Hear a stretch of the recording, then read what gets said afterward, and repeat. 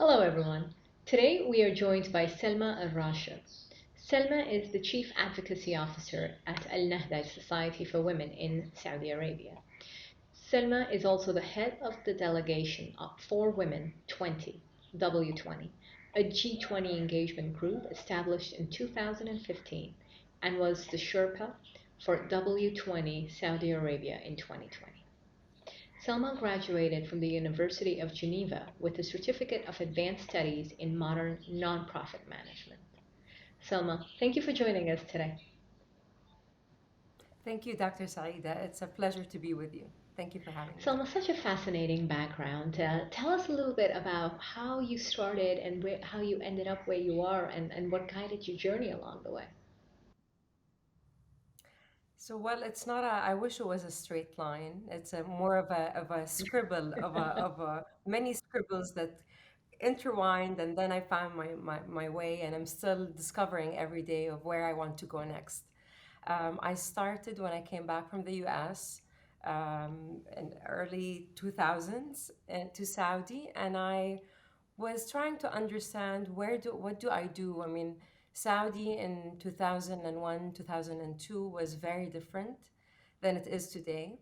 So understanding where do I go from there, from here, what do I do in a city like Riyadh, and what job opportunities do I have? And by coincidence, pure coincidence, a friend of the family has a school and said, well, we have one of our teachers is on maternity leave. Would you mind coming and teaching, filling in as a substitute for a few months? I said, well, at the last time I left school, I said, I'm never, I have all respect to teachers. But at that moment, I said, the last time when I left school in high school, I said, I'm never going back to a school. She said, just give it a try. I went in for what was supposed to be 3 months, but I fell in love with it. And that was how I started my career. I started as a kindergarten teacher. And then slowly with time, I got into training Yeah. youth, working with youth. I asked for more opportunities to work with high school students in that school, creating community service programs. And slowly that led me to Alnahda, where I am today. Very nice. Tell us a little bit about the work that's happening at Al Nahda and the work that you did at W20. So, Al-Nahda is a local nonprofit or a non-government Mhm. organization based in Riyadh, Saudi Arabia, and it's an organization that's almost 60 years old. It was established in Mhm. 1962. Since its inception, it's always been about women and girls. But the way we serve women changed over time as women's needs changed, but also to respond to the changing political, social, and economic Mhm. environment in Saudi. So women's needs in the 80s were totally different than in the Sure. 90s and today. So we've always been adaptive, dynamic, and responding to Hmm. women and to try and address women's unmet needs. And Nahda today, so we've always, focused with a vision to ensure that women are active participants in the development of Saudi society. To do that, we work in three different scopes: local Mhm. development, and that's where I started with Al Nahda in local development, working directly with the beneficiaries.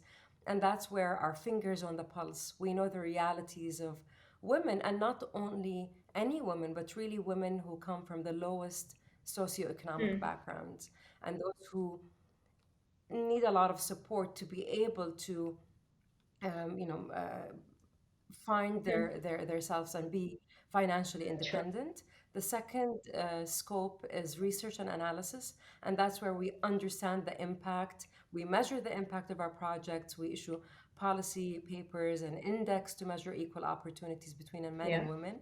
And then the third scope is advocacy, and that's our youngest area of work. And but here I take it back. It was Anata has always worked on Yeah. advocacy in one shape or Right. form.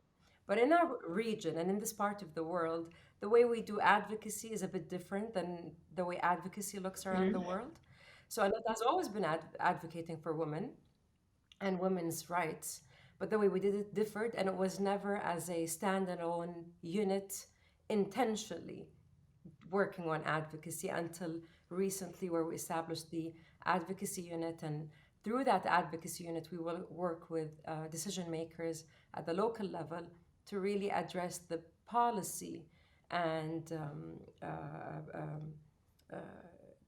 policies that have impact on women's lives, and that what that through the advocacy work we got the organization's UN Yeah. ECOSOC consultative status, which is a accreditation by the UN's Economic and Social um, Council as a non-government organization, as well as participating at the Women 20. I've had the delegation for Saudi Arabia Right. to Argentina in 2018, Japan 2019, and then we had the pleasure and honor of leading in 2020. And then this year we're working very closely with our Italian colleagues. That's wonderful. Look, and if I think about the last couple of years, right, the amount of change has just been tremendous. And in fact, we were talking about this earlier, how it feels like, yes, there's a lot that's happened, but the future looks even more exciting. And the changes that I guess are on the horizon are even more compelling. So, in your view, and you have a very, let's say, grounded view on this. What are some of the things that make you the happiest when you reflect on things that have happened, things that you've been able to accomplish, or the country's been able to accomplish? And where do you see the future headed? So, as you said, Dr. Saeed, these are exciting times. I mean, I think, this is where the action is happening in our region. When we see the reforms that are being made for women, and there are it really leaps on reforms and ensuring that women are active participants are and fully engaged in the Mm, economic development of their societies and communities. And it's exciting to see that there is this strong political will, there is this genuine commitment and determination to really drive these changes with women, and with women and men, right? absolutely. We need both. We need men and women. Um, so it's really exciting to see that, especially, and then when I look from a professional Mm, point of view, looking at all of these reforms, it's really now we need to look deeper and see, okay, we've done that from a policy point of view reform, but what needs to be done is in practice now. How do we address the application, the implementation of these policies? But also, what's striking is to see when these recent changes happened in Saudi and the opening of the society, to see how prepared yeah. people are. People are ready. They're embracing it. You see men and women working in many environments together. There's that understanding that there is that importance when we have a diverse group of people coming together to the table. But also as a mother of two girls and a boy, and under seeing how their lives will be changed. I remember when I was much younger, I looked at I was frustrated, and I went to my mom and I said, she said, calm down, things will get better. You have to Yeah. wait. I promise you, I know things will get better. I said, did you honestly, genuinely believe when I was a little girl that I will be 30 and still not be able to drive, still not be able to travel on my own without a male Mm, guardian's consent? And she said, well, no, but I still believe it's going to change.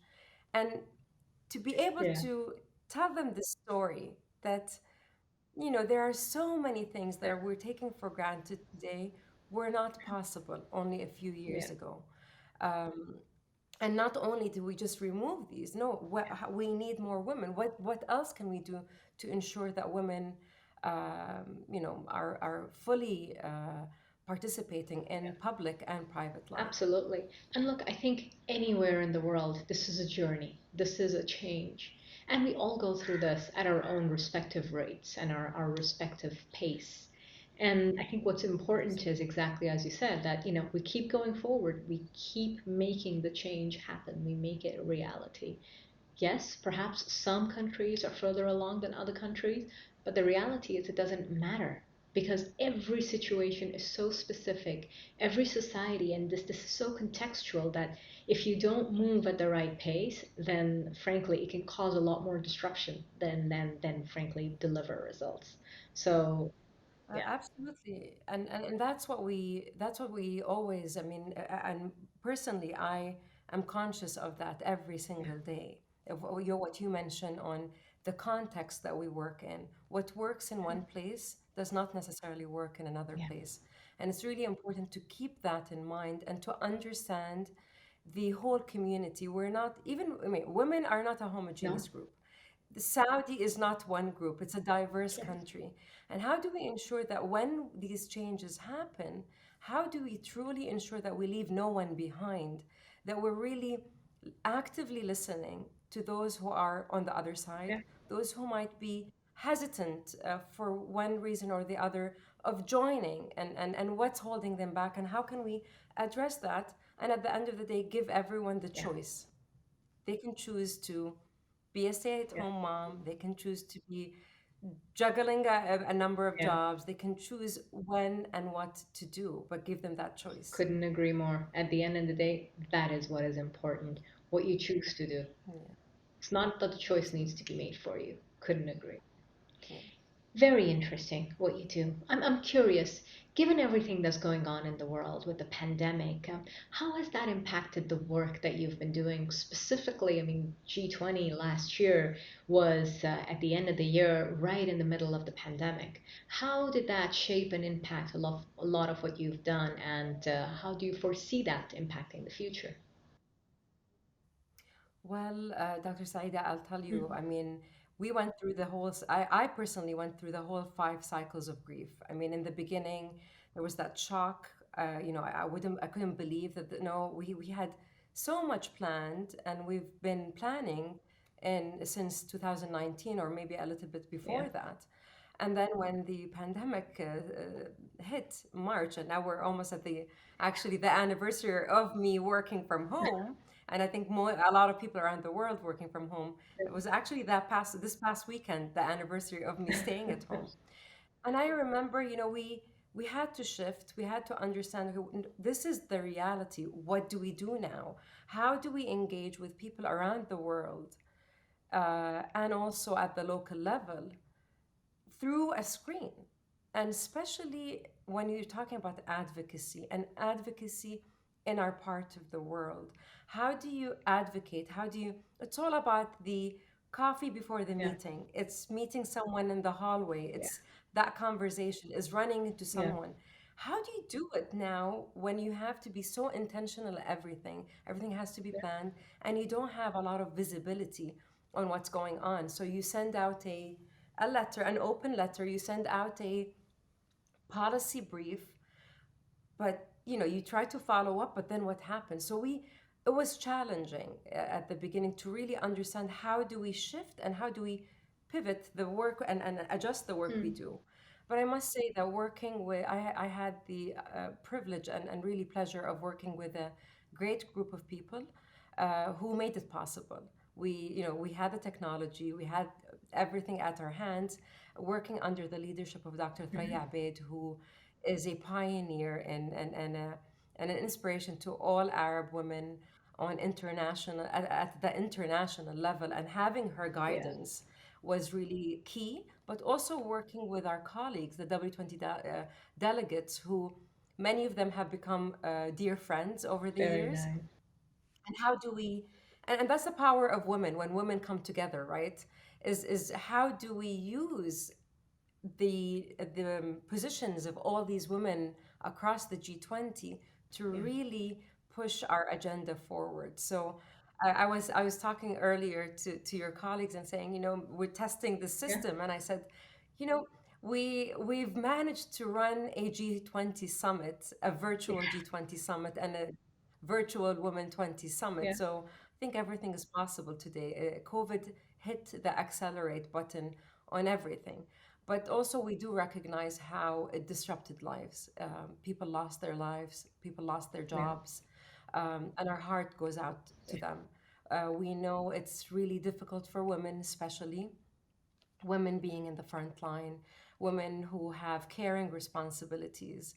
I mean, I can't tell you the number of meetings that I'll be talking to a minister or Mhm. an ambassador, and I have my son behind the screen sharing notes and saying, just respond, just Yeah, wink or do this and tell me what you mean. I need you to yeah, respond. And how do you, yeah, how you, where the lines yeah, between your work and your life just, you know, where there were no boundaries. So it was a absolutely. difficult year, but we pushed through. We push through, and certainly the most common question I always get is, "Mom, can I have more screen time?" So Yeah, I can and relate. they pick the moment where it's you're most likely to say yes, just to let them, Exactly. They're leave you alone. smart. Indeed. So you have three beautiful children, two daughters and a son. How do you balance it all, being a fantastic mother to them, but at the same time doing what you do? Well, it's a motherhood. I wish someone gave me a manual. I remember when I had my first child, I went home and I told my mom, now what? I was, when I had my eldest, I was 25 years old. So I was really, I was very, very young, and I had her at 25, and then I had the other two. But, the way I think motherhood is is the biggest test of my skills, right? Because you get tested on a daily basis. No one prepares you Yeah. for what Yeah. comes when they walk into the room, especially now that they're teenagers, when they walk into the room and they share with me a story, and I need to react at that moment. I can't go and say, I'll get back to you. Can you give me a few hours? Or I don't have that kind of information right now. You're expected to respond and always be there and be collected and have the That's right. answers. But as a single mother, I realized that I can't do that. I can't. I'm probably doing more damage to my kids if I pretend to be that mother who has the Yeah. answers, knows the way, and will guide them. So I decided to have a sit down with my kids and say, Hmm. listen, guys, I'm trying, and that happened when I broke down at one moment with my kids, and I said, I'm sorry I broke down, but actually I'm struggling. It's not easy to. I'm learning as I go. I'm learning how to be the best version of a mother I can be to you, but I need you to understand that I'm learning. I don't know how to do it, and I'm learning with you. And maybe by the time I know how to do it very well, it might be a bit too late. But really having these honest conversations, um, I've accepted that there is no such thing as work-life balance. I think you just need to embrace that chaos that comes with one's life, especially when you do a job that is really about what you believe in and where you stand. And it's not a job, it's really who I am, and I can't separate that. So how do you merge that all, and how do you at every moment, just prioritize at every single moment? And it does come at an expense, I'm sure, at some moments, but I try, and I have a great support system. I think having a support system, having a standby mom, a standby aunt, and so on, does make a huge difference. Absolutely. Look, and that's what it's about, right? We do our best day by day. We all do our best, and then rely on the people around us to make sure that we don't let any of the really important balls drop. So I couldn't agree with you more. Absolutely. Selma, it's been fantastic having you with us. What advice would you like to leave behind for some of our younger women and men that are just starting out their journeys? I find it very difficult to give advice because I feel I need advice many times, and I'm not sure I'm in a position to give advice. I actually feel that each one of us, and those who are listening today, um, have different realities. What's worked out for me might not work out for someone else. I do realize that I have been privileged, and with my privilege comes a huge responsibility of what do I give back? What do I do to give back? So I think I mean, if I were, and I look at myself as a work in progress, and I do hope that I continue to be a work in progress. But if I would give some advice that I know worked for Hmm. me, is to really eliminate putting your life and your expectations in a frame, in that picture frame of thinking this is the ideal life, because then you are restricting yourself. You feel like, okay, no, but I did not envision my life that way. I thought of myself as a Hmm. wife with three kids and having a stable family and having my kids go to the same school from the moment they were born. I moved my kids from through so many Yeah. schools. You talked about change earlier, Dr. Saeeda, and my change journey was 17 years. I had a divorce after 17 years, and I think that in itself taught me a lot. It took me 17 years to accept that it's okay to not fit that mold or have that vision of picture frame that you had of for your life, Yeah. right? So my advice would be okay with that. When a door opens, walk in. It's okay. If you walk in and you don't like what you see, so Yeah. what? There's another Yeah. door. I think we put too much stress on that move will be the move that will, impact your life. We know and that it's not. And I'm witness of that. So when a door opens, peek in. You might like what you see. Maybe you might not, but now at least you know what you don't Yeah. like. So take these opportunities. And I think if one thing was key for me to be where I am today is, and many times when someone says jump, I say how high. When someone opens a door, I say okay, why Yeah. not? Let's check it out. So I think having that flexibility, I mean, I know it's not sophisticated as saying, well, have a 5-year plan, have a short-term year No. plan. I mean, sometimes you have to Yeah. you have to just embrace it and just be Yeah. curious. Be Look, curious. I think that's fantastic, right? I mean, it's always good to plan, but the reality is life is what happens when we're busy planning. So Yeah. it's wonderful words of advice. Thank you very much for joining us today, Salma. It's been an absolute pleasure having you. Thank you for having me, and I hope to be able to host you in Riyadh I look once forward to it. very soon. Thank Thank you. you.